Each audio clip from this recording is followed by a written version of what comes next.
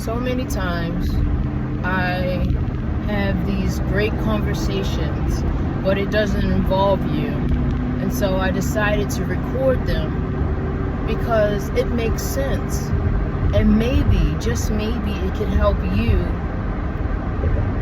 on your journey as you're trying to figure out what the fuck it is you're supposed to be doing and how you can do life a little bit better so it doesn't feel like what it's feeling. You know what I mean? So I'm of the understanding that I create my own reality. I create my own reality. Nothing really happens unless I have given my consent in one way, shape, or form at one time or another. Whether it's prior to this incarnation, this lifetime that I'm currently living, or whether it's a consent that has happened in this time. Nothing happens without my permission. I don't know about you. I'm just speaking about me. And so, with that understanding and that level of awareness, as I am examining what's happening externally out in the world,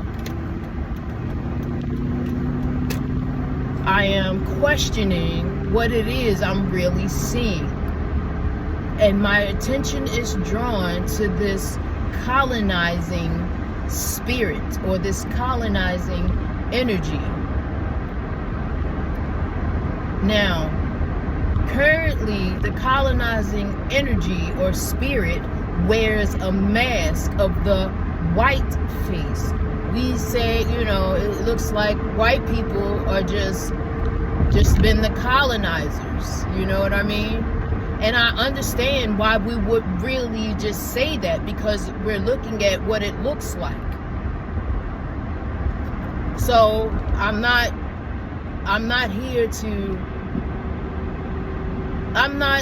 this conversation isn't about what it looks like. This conversation is about what it really is. The colonizing spirit, the colonizing energy is a mask of something else. It is a mask of something else. And how I have broken that down to is asking myself, well, what does its behavior resemble? To me, it resembles a bully. A bully.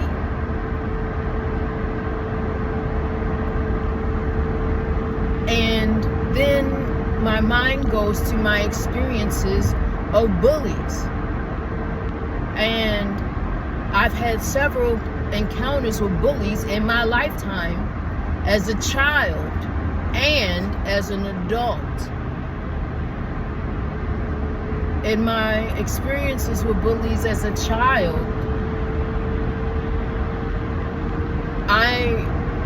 when the times that they presented themselves, I wasn't bothering them. I was minding my own business.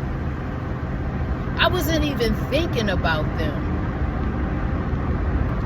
at all.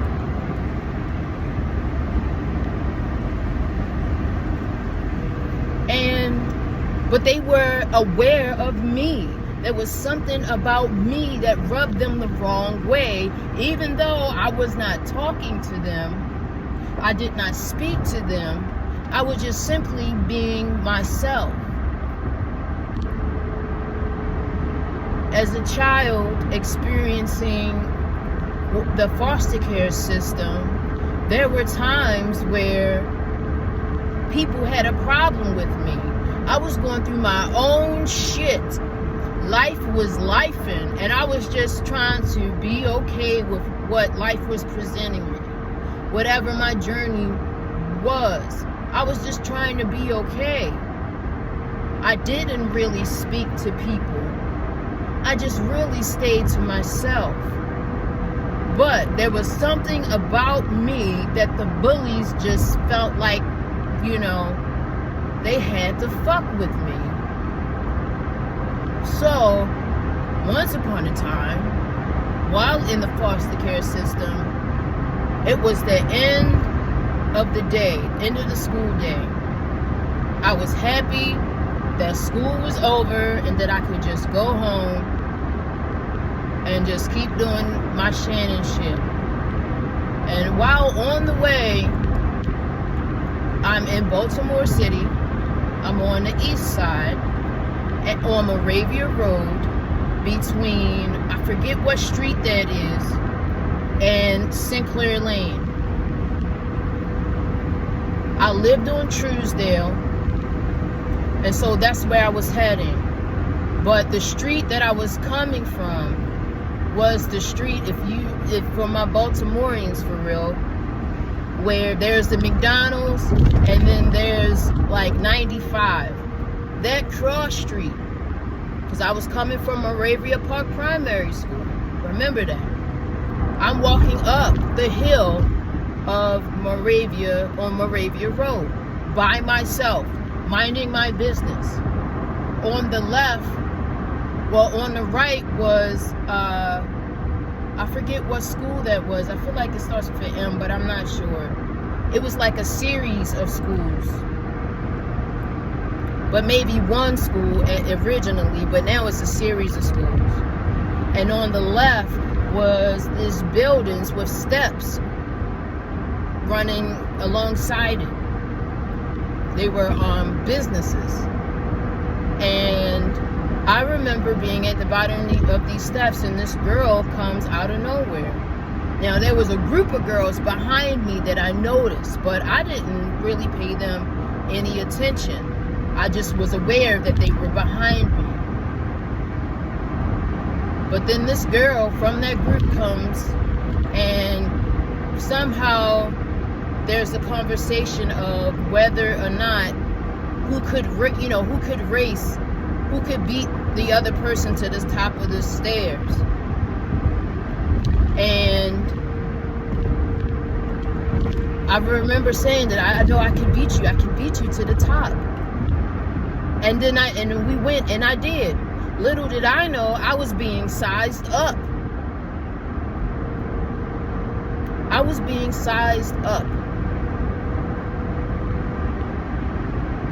I was a kid in my mind, as I should have been, just trying to be okay in my own world. And here I am with this scout being sent up to size me up to see what I can do. Why? Why? Because I was, why? I don't understand. Because I was light-skinned?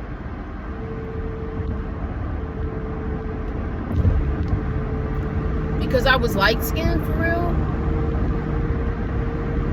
Because that's the thing. Light-skin versus dark-skin. That was the thing. Was it because I was light-skinned, or was it because they thought I was prettier than them? Which, at the time, I didn't think I was pretty at all. I thought I was ugly, to be 100% honest. Like, I didn't, I found out all this shit later. Through my foster care sister. Because somebody in that group told her. And she told me. It was fucking weird. Here am I going through my own shit, trying to be okay, and someone who has no clue of what I'm going through, or doesn't even fucking care, has a problem with me. You know what I mean? Bullies. Then there was another time where now I'm with my mom. And at the time, my mom, before, my parents got married, she was dating a white man, Mr. Carson. Now, I love Mr. Carson because Mr. Carson did shit that I like to do. He took my brother and I outside, and we were at the parks. We learned about sparklers and shit. We were outside in nature. Like, He had a German Shepherd. I remember he had like a Ford Escort hatchback, red. And he would just spend time with us. I loved Mr. Carson. I loved him so much because he actually spent time with me. Like, we went to different parks. I remember seeing a snake cross our paths while we were on this trail. We went to another national park and I saw my first box turtle and you know, holding on for dear life in these rushing waters until it disappeared. Like, he did the shit that I like to do, and he listened to music and introduced me to music that I like to listen to. 105.7 WQSR. I love that. I love that. Okay? So Mr. Carson was the shit to me. And at the time, I didn't have a father figure. I wasn't really looking for one, but because I was happy to be reunited with my mother. And so, you know, here's this man. I didn't care that he was white. I noticed that he was white, but I did not care. This was a human being that was spending time with me. And occasionally, Mr. Carson would drop me off to school, or he would be picking me up, right? Now, that I know I went through a lot. That's an introduction. But the point of it was that there were people watching him drop me off. And there were these two set of twins who they were watching me. And what I noticed about them is that we had the same kind of coat. The twins had the coat and I had the coat. It was black. The base was black. It was pink. There was this kind of teal kind of color, turquoise maybe, and then this panda pattern. And I remember one of them saying to me, like, they were trying to make fun of me, which was weird because I didn't engage in, I wasn't friends with them. I didn't talk to them. You know what I mean? And I remember one of them saying, "That's why your father white." And I didn't respond to anything like that. I just tried to think of how really that was an insult, if it was an insult or not. And it really wasn't. I was just like, oh, so you thought I had a father. You know what I mean? It's like when people got a problem with you, they be mad about dumb shit because y'all got the same thing. Like, they had a problem with me. I think it was because of the coat. That was fucking dumb. It was fucking dumb to me. There were other times, like when another time in foster care, where this heavy set dude would just fuck with me. Like, why? I was just being quiet. And then as I grew older, I realized that bullies, they got their own problems. You know, there's insecurities there. There's insecurities there. They have a problem with themselves, and so they project it onto other people. It doesn't mean necessarily that you actually did something to them. It means that they feel insecure in some way. Their insecurities are being shown, and they don't know how to deal with it other than to attack the thing that they feel is showing them their insecurities. The colonizing spirit is a bully. It's a bully that is insecure. Because even though it's presenting itself as better than or greater than or this monstrous energy with this appetite of just taking other culture shit, it's really insecure. It's a whole big ass imbalance. And it's insecure because in reality, it's unhappy and feels less than. The colonizing spirit envies us because no matter what it looks like or no matter what it feels like to us, we out here making a way out of no motherfucking way, and it's envious of us because it's trying to figure out how in the fuck are we able to keep creating and manifesting the best and keep moving forward after all and everything that it is constantly trying to do. No matter how it's presenting itself, we are still able to create something bright, something brilliant, something amazing, no matter how much it tries to take away from us. We are still in control. It's envious of us. The colonizing spirit is a mask. It wears the mask of the white face, but in all reality, it is a big ass imbalance because it itself perceives itself as less than us. And it believes that in order for it to be better than us, it has to keep taking and taking and taking and taking and taking. But it's trying to take the physical things and it tries to get us to surrender our energy to it. But it has an insatiable appetite that is never really satisfied. That's why it's been going for centuries. It's just been doing the same shit, playing the same game. The name of the game is division, because that is all that it knows. The name of the game is separation, because that is all it knows. War is what happens when the self does not recognize itself.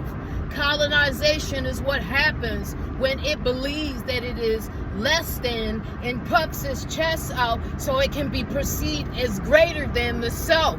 When all is self, everything comes from one source. We are all a part of one whole. There is nothing that is greater than or less than the self. Everything has a part to play, yes. But there's an understanding that needs to be had. When we look at the animal kingdom, the animals aren't lower than us. When a scripture says that it says that we were made higher than the animals, it doesn't mean that we're better than them.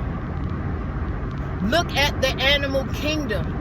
All the animals and all the plants and all the trees, they are programmed to do what the fuck they do. A tree is going to be a tree. A duck is going to be a duck.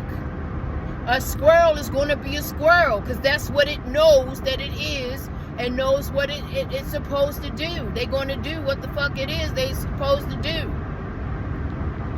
We've been created higher than them, which means that we have a responsibility, because our level of awareness, we have more responsibility. For example, we are more than the programming. We can choose what programming. They can't choose the programming. You know what I mean? They can't choose their programming. We can. We choose what the fuck we want to do every single day. A duck, a squirrel, a bird, a tree, they can't. But we can.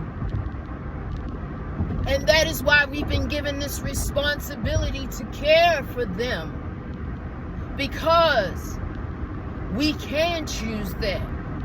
They can't. It doesn't make us higher than them or lower, or them lower than us. It just means we have a responsibility. When we look out into the world, there's an understanding that we have a responsibility. We're not here to blame anybody for anything. We are just here to question why it is as it is and what can we do about it. We are here on our own individual journeys. An infinite amount of parts to one whole. We are all different. We are all unique.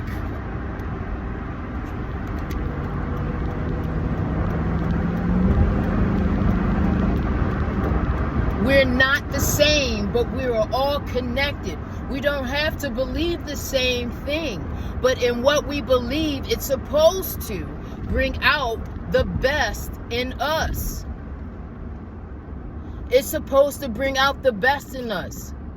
There's an understanding that we are in a relationship with the Most High, or we in a relationship with our divine selves. So what somebody else believes isn't dependent. Our relationship isn't dependent on what somebody else believes or what they got going on in their relationships with the Most High or with themselves. Because we are responsible for what we do in this lifetime. So there's no one to blame.